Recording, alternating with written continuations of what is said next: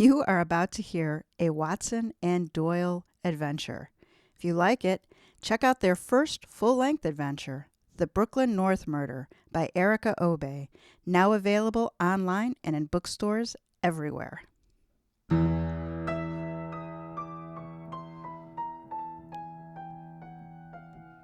Welcome to Mysteries to Die For. I am TG Wolff, and I'm here with Jack, my piano player and producer. This is a podcast where we combine storytelling with original music to put you in the heart of a mystery. Some episodes are original stories, and others will be classics that help shape the mystery genre we know today. All are structured to challenge you to beat the detective to the solution. These are arrangements, which means instead of word-for-word readings, you get a performance that's meant to be heard. Jack and I perform these live, front to back, no breaks, no fakes, no retakes, no matter how tongue-tied I get, but we do occasionally edit out a barking dog. Support our show by subscribing, telling a mystery lover about us, and giving us a 5-star review. And mystery readers, check out our print and ebooks. The companion book released just last week, and it is available through the end of the season at 20% off. It's available both in ebook and in trade paperback. This is Season 5, Move It or Lose It. This season contains original stories paying homage to the vehicles that propel mysteries forward. A train was the setting for Agatha Christie's famed Murder on the Orient Express. A riverboat then took center stage on Death on the Nile. Cars have been prominently featured in American crime stories with the glory of the getaway vehicle. Then there are the heists, from carriages to trains to armored trucks. For Episode 7, an old-school locomotive is the featured vehicle. This is Dead Man's Switch by Erica Obey. All right, everybody, I'm a little bit nervous on how this is going to go, seeing as, let's see, between Jack and I think we've had 10 miscues just reading the introduction. He's just smiling. He's got this covered. The Mystery of the Blue Train. There were plenty of perks to being the lone tech whiz at a small college in sleepy Hudson Valley town. Being rousted out of bed at the crack of dawn by a security alert on my cell phone was not one of them. Crack of dawn is, of course, a relative term. I am not a morning person. In fact, not a morning person doesn't begin to cover it. I am the sort of person who puts her coffee maker on an automatic timer so the coffee will be ready the moment I grope for it. Unfortunately, the timer was set for an hour much later than the current ungodly one. So I'm still half asleep when I stumbled out of my faculty apartment, wincing against the clamor of the fire department alarm, which had suddenly joined in the fun. Mac Byrne, the college security chief, was already there when I finally reached the DeSales College Computer Resource Center. A former Army intelligence operative, he had probably completed a quick 10-mile run and an icy swim in the Hudson before the alarm had erupted his 500 crunches. He was not the kind of man you expected to find in a standoff with a bunny. The bunny was armed with nothing but big brown eyes and long twitching ears, but it clearly had the upper hand. It had apparently found its way into the resource center via an open window and was now hopping from keyboard to keyboard in a panic, setting off system alerts with every thrust. Mac Byrne was standing stock still, trying not to panic it any further. "That you, Watson?" he asked. "You didn't happen to bring along a spare carrot, did you?" "What's the matter?" I asked. "Didn't they teach you how to catch one of those and skin it with your bare hands in commander school?" "Only Tasmanian devils," he said.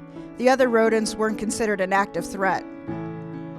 I glanced at him for any telltale twitch of the mouth. His face was granite. That was the problem with Mac Byrne. You never knew when he was joking. "I thought the Tasmanian devil was a marsupial." The granite cracked. "You got me there," Byrne said with a grin. Whip fast, he caught the bunny mid-leap, grabbed the nape of its neck and its flailing hind legs in one fluid motion, then returned to the open window. He paused to tickle the bunny's ears, then set it out on the windowsill where it could jump safely into the begonia bed it had clearly been ravaging before it had decided to explore. "Buy you a cup of coffee?" Byrne asked, after I had rebooted the computers and texted to the fire department to give them the all clear. "Black, no sugar, right?" "Is anything open at this hour?" I asked. Another grin. "Only about half the places in Greater Morgansburg. This town was built on stern colonial stock. It's only you academic types that never had to get up at daybreak to gather the eggs for the menfolk's breakfast, then water the horses and deliver a baby. In any case, there's a food truck over by the fun rail." "We have a food truck in Morgansburg now?" I sighed. "Where are we? Brooklyn?" I honestly shouldn't have been surprised. Gentrification was the new normal in the Hudson Valley, and such hipster experiences as glamping and goat yoga lurked around every corner in our quiet town. "Do they have tofu breakfast burritos and Seton waffles?" Byrne allowed. "But they also make a mean bacon, egg, and cheese sandwich." The fun rail had once been a faded tourist attraction that juggled a meager assortment of props and costumes for seasonally themed circuits around the perimeter of Morgansburg. The ears of the Easter Bunny suits were removable, so it could do double duty as a polar bear on the Santa Claus Express. The stuffed mount for the Headless Horseman who haunted the fall foliage tour was transformed into a unicorn for Valentine's Day love engine. Now, the fun rail has been sleekly refurbished as the Blue Train, and a video kiosk advertised glamorous shots of flappers and playboys drinking martinis and smoking cigarettes in long holders. Mrs. Claus's tea shop was still undergoing its transformation into the station tasting room, but casual dining was available at the chrome food truck with the retro neon sign that simply read, "Eats." The smell of frying bacon allowed me to forgive the avocado toast that was on the menu. Alas, I was never destined to taste either. Before I could order as much as black coffee, the Blue Train flared to life with a whistle and a shriek. The wheels began to turn. The steam engine chugged. A plume of smoke rose into the air, and the train gathered speed along the track. Byrne tensed. Does this guy know what he's doing? The train slammed to a halt as abruptly as it had started, and the air exploded with a bang. Was that a gunshot? I got no answer to my question. Byrne had already taken off as quickly as he had captured the unwitting bunny. I followed at a pace that created no danger of him inviting me to join him in his early morning running partner. By the time I caught up with him, he had already tried to open the driver's cab door and found it jammed shut. He circled back to the main car, now ostentatiously labeled first-class carriage, even though it was in fact the only one hitched to the engine. "Campus security! Is everyone okay in there?" Byrne shouted as he flung the door open. An outsized furry head flopped out, followed by the body of the man wearing it. I gasped. "Is that the Easter Bunny?" Byrne knelt only briefly to examine the body before he shook his head. "He's gone. Looks like he caught a bullet, straight between the ears."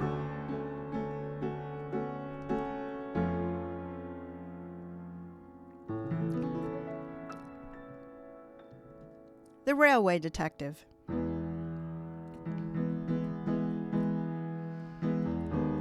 Byrne is the town justice as well as the campus security chief, so I let him do the talking when the state troopers arrived. There's something about lady professors with a sideline in writing murder mysteries that brings out the worst in cops. Byrne, on the other hand, sounded about as exasperated by what he was reporting as the cops were. Brothers under the skin and all of that. Byrne began his statement warily. "Looks like our dead man was wearing the rabbit head is one Reggie Stiles, the developer behind the rebranding of the train and the station bar. He was shot at point-blank range right between the ears of the stuffed rabbit head. There doesn't seem to be much room for doubt of any of that. I found the gun inside the railway carriage. The barrel was still hot from being fired." "Suicide, then?" the trooper asked, with the air of a man who knew the answer wasn't going to be that easy. "Logically, it would have to be. There was no one else inside the car," Byrne said. not to mention the fact that the door to the engineer's cab was jammed, and the only other door on the train was the one the the victim, fell out of. And I had that in full view the entire time. For the same reason, no one could have jumped off the train while it was moving. Dr. Watson and I both witnessed the whole thing, from the time the train took off until the time it slammed to a halt, and neither of us saw anyone leave the train. But, the trooper prompted with obvious reluctance. 3 things, Byrne said, holding up his fingers to enumerate. Why do I know I don't want to hear this? The trooper sighed. First, Byrne said, I found the gun on the opposite end of the car, where it had fallen on the floor beneath an attaché case that was filled with papers that were all stamped top secret. Second, even if Reggie Stiles had managed to toss the gun across the carriage after he killed himself, the bullet entered his head from behind, from a nearly impossible angle given the costume he was wearing. Byrne paused. And the third, the trooper prompted. The garters, Byrne said. Garters? The trooper asked, as in more than one? Byrne nodded. Enough to outfit an entire line of Rockettes, strewn all over the engineer's cab. A long pause before the trooper ventured, Any chance to use those garters to rig the gun to fire? I don't see how, Byrne said, given that the gun was in the other car, but it at least makes more sense than a mysterious assassin with the taste for cheap lingerie who knows how to vanish into midair. The trooper glanced along the tracks. Could someone have fired another gun from outside the train and planted that pistol to suggest suicide? Well, if you can figure out how someone fired a bullet through a closed window without leaving a mark, sure, Byrne told him. While the trooper applied himself to the thorny issue, my phone began to buzz. If I could be so bold, Doyle's voice rang in my earbud. The proprietress of the Deadly Diner Theater website has sent me some footage that might shed some light on the matter. Okay, a word of explanation. Doyle is an AI program that I trained to write murder mysteries for my doctoral dissertation in library science. Don't ask why unless you want to listen to an eye-glazing lecture on postmodern aesthetics and the learning machine. Trust me, you don't. Doyle is also the reason Morgansburg, New York is poised to become the Hudson Valley's answer to Silicon Valley, as well as the reason that I am the star faculty member of DeSales College. After a decade of laboring in the adjunct salt mines. Why? Well, as they say, that's a long story. The important point is, when Doyle starts chatting up fellow programs across the World Wide Web, it pays to listen. You found some security footage? I asked Doyle. Not exactly, he replied. My phone screen flared to life with the tableau of glittering passengers on the blue train. But instead of enjoying their martinis, they were all staring at one another in horror, their fingers clenched around crumpled telegrams. He promised me that the role of the century, a mysteriously veiled woman spat between nervous puffs on her long cigarette holder. He told me there was only one way he could get me into that audition. What else was I supposed to do? It was an accident. The gun was never meant to be loaded. How was I to know? Snarled the man in an obviously false beard as he gulped what was clearly not his first whiskey of the evening. Not what I seem to be. I have no idea what that could possibly mean, quivered a nervous spinster. If they think I don't know what secrets I'm carrying, they better think again, said the courier with the briefcase chained to his wrist. I know plenty, and I'm not afraid to name names. Only the elderly lady knitting quietly in the corner stayed silent. As the train gathered speed, so did the tempers in the room. Accusations flew. A shot rang out. The train slammed to a halt, and my phone screen went blank as quickly as it had flared to life. Byrne, I called. When you're done with those gentlemen, you may want to take a look at this.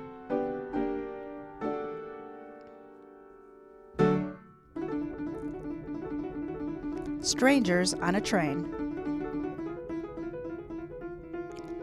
Byrne shut his eyes and rubbed a hand across his close-cropped hair in frustration as I replayed the feed on my phone. He did that a lot when he was forced to deal with Doyle.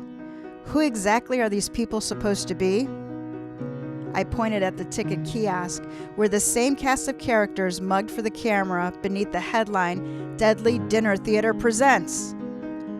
They were all there, I said. The veiled woman, the man in the false beard, the nervous spinster, and the government courier. They're the cast of The Mystery of the Blue Train, an immersive dinner theater experience. "And they're your little friend's prime suspect?" Byrne asked, using his nickname for Doyle. I understood his reaction. When it came to these kind of mysteries, Doyle can always point you in the right direction, but it often results in a painfully bumpy ride. "If nothing else," I said, "it explains the gun in the top-secret papers. They must just be props that the actors left behind." "So who loads a prop gun with live ammunition?" Byrne began to ask and object. "No, scratch that. Any idiot can. But that still doesn't answer the question of who actually fired it. Or are you going with the theory that it was the train itself? Outraged at its makeover, the fun rail rose to kill the developer who stole its soul, then framed the actors for the crime?" "Don't say that out loud, even in jest," I warned. "Morgansburg suffers enough village legends as it is. You do not want to start any fresh rumors about homicidal trains partnering with ghostly militia of the Morgansburg irregulars to defend our village from a threat even more deadly than the redcoats." "As ghosts go, it's not much worse than a ghost in a machine," Byrne said, with a baleful glance at my phone. Doyle's voice crackled from my phone speaker. "I will ignore the good inspector's heavy-handed sarcasm and phrase my lady friend's past message in plain English for the groundlings. The news of Mr. Styles' demise has just reached the actors of the Deadly Dinner Theater, and my friend strongly suggests that the good inspector hurry over to Cabot's Candy Lodge to question them before they pack up and head down to the city on the next Metro North train, which is departing in less than an hour." Cabot's Candy Lodge was once a factory with huge plate glass windows where children could watch saltwater taffy being pulled before they dragged their parents inside to lighten their wallets with rides on the indoor carousel and irretrievably damaging their children's insulin levels. Like the fun rail, Cabot's Candy has existed for years in a half-life between operational and closed, breathing periodic gouts of sweet smoke like a patient on a ventilator. Like the fun rail, too, it had now been gentrified into a destination location. The bright pink exterior had been restored with a second coat of irony. The taffy machine and the carousel calliope were both operational and provided even more entertainment than the brownie martinis at Sunday's sweetest brunch. We found the actors locked in a ferocious argument with the clerk at the registration desk, which still boasted the golden cash register that had graced it when it was a candy counter. "What do you mean you can't release our baggage until the bill has been paid?" cried a sharp-faced woman in yoga pants. "I told you that's Reggie Stiles' responsibility, not ours."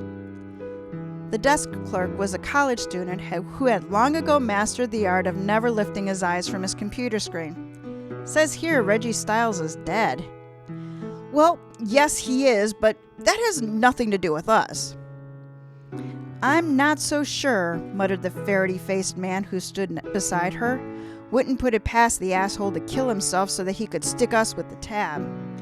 "Don't be ridiculous. We are the victims here," the woman cried. Byrne loomed. At well over 6 foot and built like the West Point running back he once had been, he did that a lot. In fact, I would argue it was a particular talent of his. "Maybe I can be of assistance. Mac Byrne, Town Justice. Now, I'm sure this is all just a simple misunderstanding, but I would like to hear what each of you know about Reggie Stiles' death. Purely routine, of course." The sharp-faced woman whirled on the desk clerk.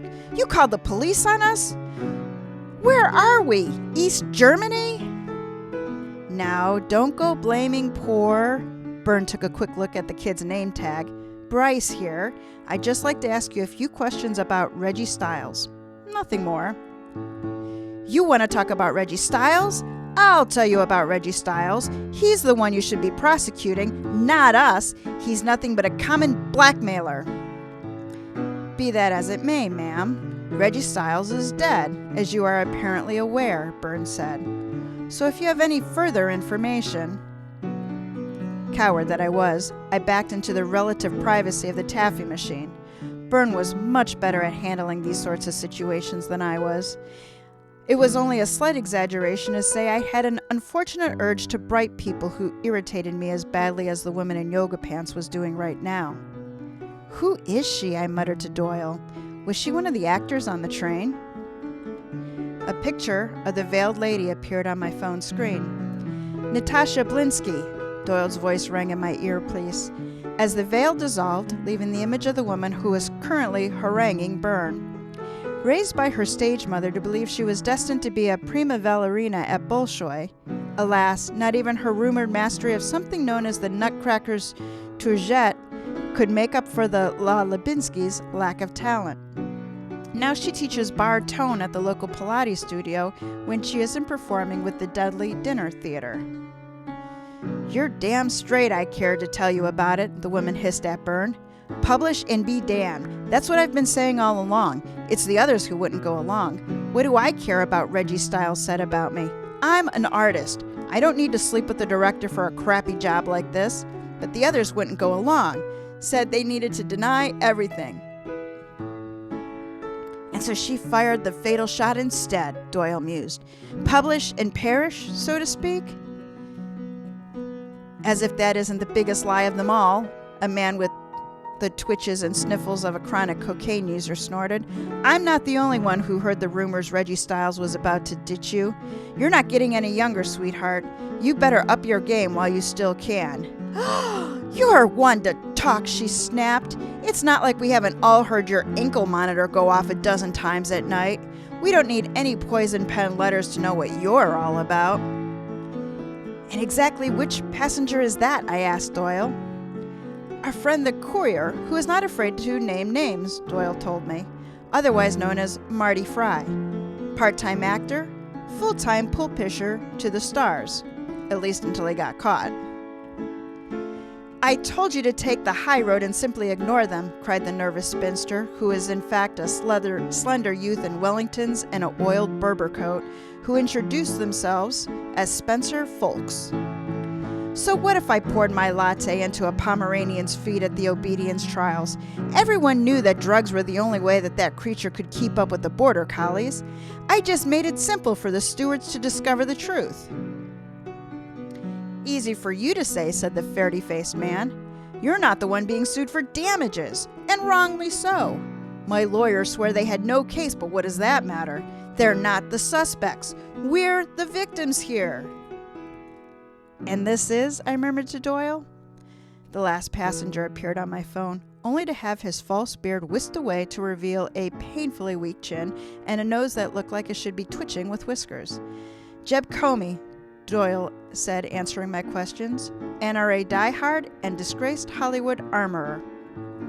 In other words, I said, the only passenger with expertise to have rigged a fatal pistol? Quite possibly, Doyle allowed, although I very much doubt that fact alone would be enough to convince a jury, especially since you have offered no theories about how it was actually done. Victims of what exactly? Byrne asked Comey. Ms. Blinsky just called Reggie Stiles a blackmailer. Will you all receiving threatening letters from him? Honestly, folks giggled, letters are so entirely 20th century. They were anonymous text messages. Hardly anonymous, the courier, Marty Fry, sighed. We all knew Reggie Stiles had to be behind it. You knew? Byrne repeated. Well, honestly, Fry said, who else could it be? They all had motive, Doyle's voice cracked in my earpiece. I trust you see as clearly as I do that this allows for only one obvious solution to the mystery of the blue train, which, I would submit, should be immediately retitled Murder on the Orient Express.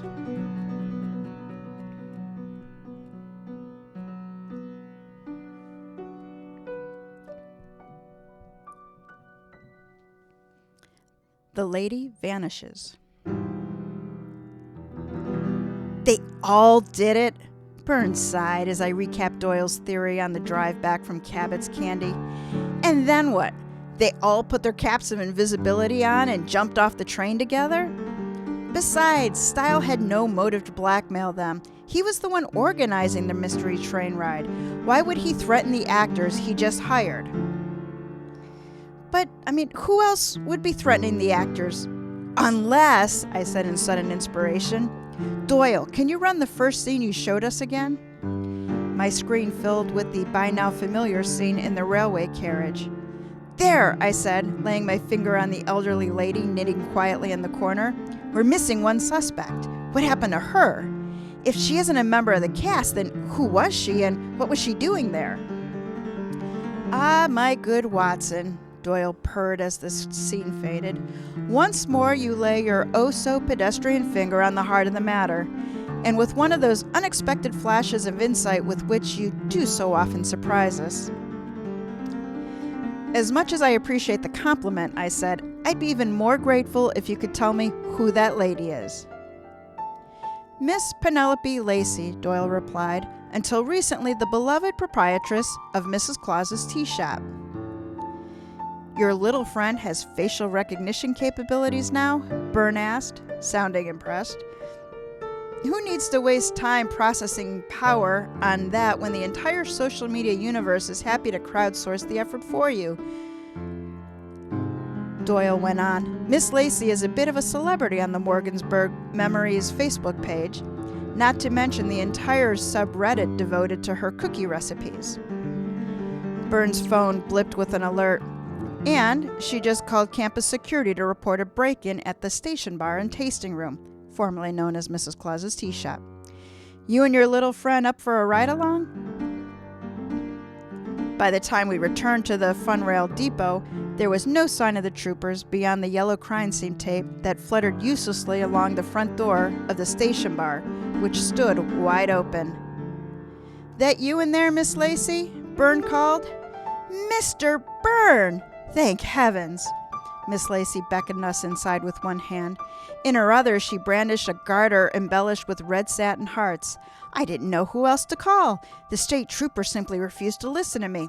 I wish to report a theft. Byrne's eyes stayed on the glittering hearts. Is that a garter, ma'am? Of course it's a garter, she said. Our love engine garter, one of our most popular items. I can't tell you how many happy couples have reserved a special place for one in their memory books. Byrne nodded. I'll take your word for it. So you called me because someone stole one of your garters? One of them, she cried. Some miscreant has made off with an entire box. I can only think they hope to make a tidy profit on eBay. Or rid the Catskill Funrail to commit an impossible murder? I could see my unspoken thought mirrored on Byrne's face. But how was a garter supposed to do that? Slingshot the gun into the carriage, then fire it? That seemed more unlikely than Styles finding a way to commit suicide. Well, ma'am, I may have a lead on what happened to your missing garters, Byrne said. But before we talk about that, would you mind if I take a look at the scene of the crime? I should hope you would. That miscreant destroyed my entire take-home-a-memory photo booth. And you have my word it is completely beyond repair. Come see. Inside the station, the tasting bar was only partially renovated. The tea counter and pastry case had been replaced by a wine cooler behind a sleek chrome counter, and a rack of craft beer bottles was arrayed beneath. But little progress had been made beyond that. The souvenir station remained as it always had been, offering an assortment of picture postcards, ancient sweets, and plush animals. The same could not be said for the photo booth that was used to stand behind it, urging riders to take home a memory by posing on a plywood replica of the Funrail, wearing one of the costumes that now sprawled cattywampus across the floor. There was what I assumed was meant to be a Hastings uniform with a jack-o'-lantern rolling behind it. Next to it flopped a Christmas elf with a brightly rouged cheeks and a frightening smile. I assumed that the two-man horse suit liberally sparkled with glitter went with the unicorn sporting a broken horn. Byrne crouched and sorted through the threadbare zip-up suits until he uncovered a fuzzy white onesie with big pink paws. You have any idea what this is, ma'am? He asked. Well, it's the Easter Bunny, Miss Lacey cried. What happened to his head? I'm afraid I have bad news, ma'am, Byrne said, straightening. The bunny's head was the victim of the same gunshot that killed Reggie Stiles. He kidnapped it? Had that man no shame? Why, Judge Jeremiah Morgan played the bunny for years. A decorated war hero, I'll have you know. And even with the wooden leg, he still knew how to hop.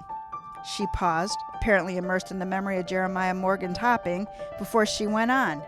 Then again, Morgansburg does have a way of taking care of itself. The kidnapper foiled, hoist on his own petard. I trust you can convince the state officers that justice has been served and there is no need for further investigation. Well now, ma'am, you know bureaucracies, Byrne hedged. We will, of course, observe a decent period of mourning before the fun rail reopens, Miss Lacey assured him. I won't let it be said that we in Morgansburg aren't as gracious in victory as we are in defeat. As if any of our upstanding citizens have ever admitted defeat in their spirited defense of their town against the encroaching modern world. Miss Lacey's gaze darkened as she studied the wine cooler. They cast aside my elderberry wine to make room for that monstrosity, and that's easily set to right, she smiled rakishly. Then again, my poor vintage has been treated shamefully. It might make sense to have a wee taste just to make sure it's still good. Would you care to join me? I'm told the recipe has garnered over 50,000 followers on Instagram. I paled, unable to think of anything but arsenic and old lace. Byrne was made of sterner stuff, though. Much as I regret it, I'm afraid I'm on duty, ma'am. I'll have to take a rain check and let you go on with your cleanup. But before I go, I wonder if you could help me clear up a few loose ends on another matter. Got a nasty case of poison pen letters over at those dinner theater actors. Just wondering if you have any suspicions who might be behind it. Miss Lacey's smile grew sly. Well now, someone wouldn't be writing them poison pen letters if they didn't have something poisonous to hide. Actors. I knew they were never quite the right thing. Small wonder someone didn't wish to see a quiet word of warning that Morgansburg is watching. You see now, ma'am, you've laid your finger right on the heart of the matter, just like I expect a woman of your precipitancy to do, Byrne said. The actors all think Reggie Stiles was the one sending the letters, but that makes no sense to me. And why would he want to warn off his own cast? Seems more likely, wouldn't you say, that it was someone else, somebody who wanted to derail the blue train. Strike me as possible that maybe even he got one of those letters too. Well, I'm sure I'm not one to open other people's mailboxes. It's a federal offense, you know. Just ask young Frankie Morgan, who got caught stealing those naughty Victoria's Secret catalogs from his neighbor's mailbox. Not that his neighbor, a respectable widower for years, could offer any better explanation of why he was receiving them in the first place. But to return to the matter of Reggie Stiles, I could tell you that my second cousin Letitia, who still handles everyone's bookkeeping here in Morgansburg, might have raised an eyebrow over the size of the insurance policy he took out when he bought the fun rail. She might even have brought the amount to the attention of the local savings and loan, which underwrote the equally sizable mortgage that allowed him to shamelessly outbid everyone else. Now, if Letitia was right, and she usually was, she's always the brains of the family. If Letitia was right, I wouldn't put it beyond a community-minded person to have a quiet cup of tea with Mr. Stiles and suggest that he might want to reconsider his ownership of the fun rail before anyone raised the uncomfortable issue of insurance fraud. So unpleasant for everyone all around, and really quite avoidable if only he hadn't been so stubborn. I suppose matters could have been worse. At least she hadn't resorted to a quiet cup of tea poisoned with elderberry wine. But apparently Mr. Stiles was that stubborn, I'd said. So maybe someone decided to resort to more permanent measures, I asked. Miss Lacey frowned at me, and I had the unwelcome sensation that I had just won a permanent place on Mrs. Claus's very naughty list. Oh, I've heard about you, Dr. Watson. You have something to do with computers, right? I'm not sure I entirely understand anything about them, but it strikes me with that kind of background, you must be a very logical young lady. And any logical young lady would see that if, I repeat if, I was in the position to threaten either young Siles or some tiresome actors, I would have no motive to kill any of them. She's got a point, Doyle murmured. Although I am not so much of a hypocrite as to pretend that his death has streamlined reopening the fun rail considerably. In fact, I've already assembled quite a to-do list. She opened an open ledger that was labeled Santa's Book and pointedly picked up a ballpoint pen that was decorated with a spangled quill. So if you will excuse me, there is nothing else I can tell you except that if I were looking for whoever killed Reggie Stiles, I'd look among his, quote, business connections. A thoroughly unsuitable lot in every way. Not the right kind of people at all. But as I always have said, Morgansburg has a way of taking care of its own.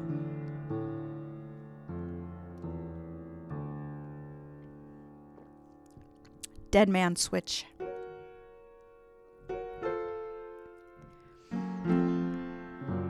As soon as we stepped out of the station bar, my phone erupted with furious alert. I shook my head as I glanced at the screen. On top of everything else, I think our rabbit friend is back. I said, "No way," Byrne answered. "I know I closed that window." "Well, do you have another explanation for this?" I held up my phone so he could see the repeated message. "System failure. Abort. Retry. Ignore." "Something must trigger that reboot that didn't show up in the diagnostic this morning," Byrne said. "Maybe some kind of automatic batch script?" Oh, Lord. I hate it when Byrne was right almost as much as I hated it when Doyle was. It's the weekly backup. The disk drive is hardwired through an Ethernet cable, so it was offline when Doyle ran the diagnostic. "A loose cable is a hardware problem," Doyle protested. Doyle's eyes stayed on the repeated message. Byrne's eyes stayed on the repeated message. "But if the Ethernet connection is shot, how is it sending out the system failure notification?" "I installed a handbrake to verify connectivity before the backup begins," I told him. "If the handshake fails, the sending machine issues the alert. It's just a fail-safe." "Or, as a railman would have it," Doyle said, "a dead man switch." Byrne's eyes narrowed. "Is your little friend trying to make a point?" A dead man switch is a fail-safe designed to prevent a runaway train in case the driver drops dead. It's a lever that the engineer has to hold in place manually. If he lets go for any reason, the lever releases and automatically brakes the train. Doyle's voice dropped portentously. "Significant, would you not say? Recall the events of this morning as you described them yourself. A shot rang out. The train slammed to a halt. Your little friend saying that someone activated the dead man switch by shooting Reggie Stiles?" Byrne shook his head. "Leaving all the other issues aside, doesn't killing a man to stop a runaway train seem a little bit extreme?" "Even more to the point," I said, "that isn't what happened. Doyle's wrong. He claimed the shot rang out and then the train slammed to a halt. But it's not true. The train slammed to a halt and then the shot rang out. I am absolutely certain of it, and that is the key to what really happened."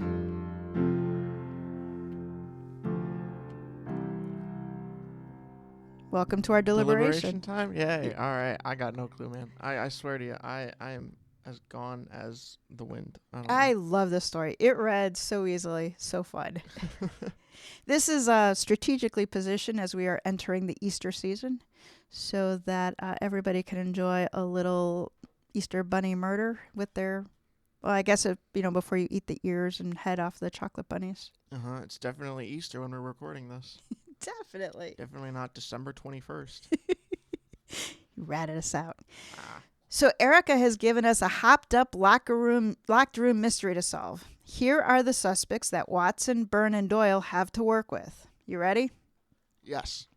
Natasha Blinsky, the little dancer who couldn't. Okay. She was the mean lady. Got it. Marty Fry, the cokehead acting as the courier. His prop attaché case was found at the scene. Spencer Folks, the struggling actor who is still struggling. Jeb Comey, our gun-loving actor whose prop was located with live rounds. All right. And Miss Lacey, the upright citizen and proprietress of the shop from which the garters came. All right. Okay. Let's go for clues. Those are clues.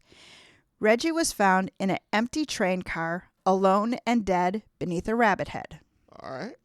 The train was observed by Watson and Byrne. No one entered or left the train. Alrighty. The train moved forward, suddenly stopped, and then came the gunshot. Interesting. A box of broken garters from Miss Lacey's shop was found strewn all around the engineer's cab. An old-style pistol used as a prop gun had been loaded with the live rounds. All right. All of the actors were being blackmailed, and all believed that the dead man was behind it.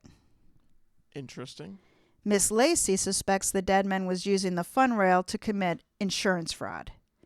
So, how did Reggie Stiles die? Someone rigged the gun with the garters, right? Is that the theory? Oh, is that your theory? I don't know. They found him with garters, right? The garters were found in the cab of the engine. So in that door, there was a closed door, and then Reggie was found like where the passengers would be. Okay. And the gun was with him in an attaché case. So the garters were in the engine, and Reggie, the gun, and the attaché case were in the passenger part. Why the heck would he have garters? Why? I don't understand this. I don't think I was paying enough attention. Here's the thing. I got really into one of the chord progressions, and I missed some important stuff here, man. I feel like I got nothing. Okay, so the title of this is Dead Man Switch. Do you understand what a dead man switch is? I get what happened. Okay. So the train started up. It moved. It suddenly stopped. I know how it happened. I don't at all get how it happened, okay. though. You know? But you don't know how Reggie Stiles died. No. No. I just Thank you, Erica. You stumped Jack. Apparently, it's not that hard to do, but still. All right. Everybody put your guesses in the comments. Hold on. I know I'm going to read you the solution, but still, I'd love to know how you think Reggie Stiles died. I still get my guess. You still get your guess? It wasn't the old lady, and it wasn't the guy who owned the gun. I feel like those two are too obvious. I'm going to go with who was the first lady you said who just sucks? Natasha Blinsky. Natasha Blinsky. Is Natasha a name that we've used in the past? I don't think so. No? I don't know. Maybe in past seasons, not maybe. This season. Sounds familiar. All right. I'm going to go with Blinsky. But you still don't know how he died? Not even a little bit. Okay. I know I should know probably at this point. I know if I reread it, I might figure it out. But no, at this point, I got no clue. Okay. Well, let's go into the story of the Lost Special.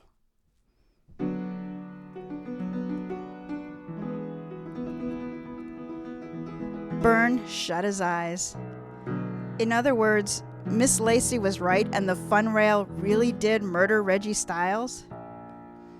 There's only one way to answer your question. I swiped the alert off my screen. This can keep. Right now, you and I need to check out the engineer's cab and look for that dead man switch.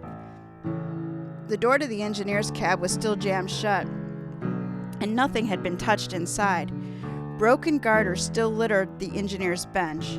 Glitter and red hearts spilled everywhere, and a daisy chain of even more garters hung from the wooden paddle next to the throttle.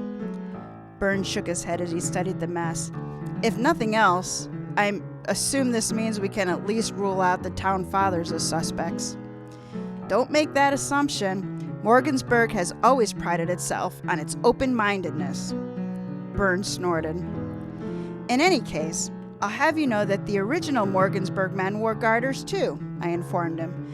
Although they were customarily knitted or made of leather, elastic didn't come around until 1820, when Thomas Hancock patented his product for use in gloves, suspenders, shoes, and stockings. Byrne raised an eyebrow. I have to say, I never took you for an expert on that kind of thing. Clean up your mind, I sighed. The point is, old garters can be dangerous. Right, you're speaking from first-hand experience? Byrne asked. I flushed under his incredulous stare. Annie Morgan's wedding reception 1973, I said with dignity. It's right there in the annals of Morgansburg Historical Society. She wore the original garters from Sophronia, Morgan's trousseau. Some said they were even a wedding gift from Hancock himself. For a century and a half, those garters had held the stockings of the Morgan family brides. But this time, the century-old elastic had breathed its last life. A garter snapped. One of the Presbyterian church elders was nearly blinded in one eye. The poor minister had to take early retirement, and they still speak of it in whispers at the annual reenactment of the Battle of Morgansburg. I picked up the remnants of the chain of garters and traced it back to where it was knotted around the wooden paddle. I'm guessing this is the dead man's switch, and that someone used these garters to rig it. I'm not sure why they choose to use garters, unless it was to point the finger at Miss Lacey. Whatever the case, it was a really bad decision. These things are at least a quarter century old, and the 20th century elastic does not come from the stern constitution of our colonial fair boroughs. Pern moved the paddle back and forth. Somebody rigged the dead man's switch so it couldn't do its job and prevent a crash. They just didn't count on the elastic giving away. He glanced at me, a glint of humor in his eyes. Are you going to call me sexist if I say it's likely a mistake a man would make? Never pays to assume, I said, but I'm pretty sure in this case you're right. In fact, I'm fairly certain that man was Reggie Stiles. He intentionally sabotaged his own railway? Why? Byrne shook his head as he answered his own question. Miss Lacey wasn't lying, even though she wasn't admitting to the entire truth. Her cousin did discover evidence that Reggie Stiles intended to use the fun rail to commit insurance fraud, and Miss Lacey threatened him with it. But instead of giving in to her demand that he return the fun rail to its original state, he was going to wreck it, take the insurance money, and run. He's the one who rigged the garters so that the dead man's switch didn't prevent a crash. Tying the garters to the switch jammed the door to the cab, I said, so he couldn't just jump off the train from there. Instead, he had to go out through the carriage, I said, which is where he was, loading the gun in order to further muddy the waters by incriminating Jeff Comey, who already had a history of being careless with prop guns. When he was doing that, the garters on the dead man's switch gave away. The train slammed to a halt, Burns said, and the impact set the gun flying. Just Stiles' bad luck that the gun went off when it hit the ground. Could a gun really go off like that? I asked. La Forza del Destino, Act 1, Doyle pointed out helpfully. Alvaro throws down his gun to remove any question of Leonora's purity, only to have it go off and mortally wound her father. La Forza del Destino is an opera, I told him. You know, that kind of story where careless, vengeful gypsies throw the wrong baby on the bonfire. When it comes to loaded guns, you can't predict anything, Burns said, cutting off our squabbling. That's why you shouldn't leave them lying around if you must have one in the first place. It could have happened that way, but I still don't understand is why the Easter Bunny head? The alarm at the college, I said. It set off the volunteer fire department siren as well. Reggie couldn't be sure that they wouldn't investigate the train if they saw it moving, but he knew he wouldn't get a second chance. So he pulled on the head as a quick disguise to finish up. Death by misadventure, Burns said. I took a very long look at the dead man's switch, fancying that it was studiously avoiding my gaze. I think the popular verdict is bound to be that the fun rail fired the gun in self-defense. The end. Self-defense. I love that. So much about this story was just like amazing. Wasn't it? I loved the rabbit at the beginning because I live with one. You great. do. And her name's Dolly. Her name's Dolly after Miss Parton. Ms. I just love this story from the first time Erica sent it to me. I just laughed from one end to the other. That was pretty great. I feel so dumb because I was like, everyone thinks it's him. How could it be him? He's dead. It was him. They were right. They were all right. Every single person was correct.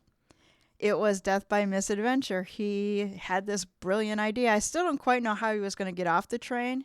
I think he was just going to hop off, and that would have been something for Byrne and Watson to see if they were standing there and this man in a rabbit head just jumps off a train right before it crashes. That would have been an interesting story, too. That would have been interesting. But if anybody had gotten hurt, that wouldn't only be insurance money that he'd gotten. Also, they knew he was on the train. Well, they didn't know he was on the train. Oh, they didn't? But it would have been interesting if it had gone, because they would have found the garters when they investigated. Yeah, and someone would have seen it. I guess with him loading the gun, he was trying to imply that the other actor, Jeb Comey, was on the train.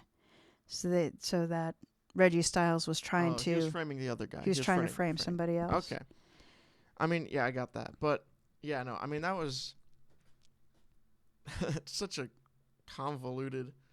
That's awesome. So Erica does have the first full-length story of Watson and Doyle is out. I have it. I haven't gotten it read yet, but it is on the top of my list. I just have, I think, 2 more books to read first. So Erica, let me read all the words I have written here. Erica Obi is the author of The Brooklyn North Murder, the first full-length Watson and Doyle mystery, as well as 5 other novels set in the Hudson Valley, including the award-winning The Curse of the Braddock Brides. Erica is the past president of the MWA-NY chapter, Mystery Writers of America, New York chapter, and a frequent reviewer and judge. She holds a PhD in comparative literature and published academic works on female folklorist before she decided she'd rather be writing stories herself. Please go visit Erica at www.ericaobi, that's obey.com, where she blogs about life in the Hudson Valley now and then. Well, that wraps up this amazing episode of Mysteries to Die For. Please do support our show by subscribing, telling Mystery Lover about us, and giving us a 5-star review. Check out our website, tgwolff.com/podcast, for links to this season's authors and their stories. Mysteries to Die For is hosted by TG Wolff and Jack Wolff. Dead Man's Switch was written by Erica Obi. Music and production are by Jack Wolff. Episode art is by TG Wolff. And a special thanks to our dogs, who actually did not make a single peep during the recording of this podcast. Jack's going to take us out in a major scale instead of a minor scale.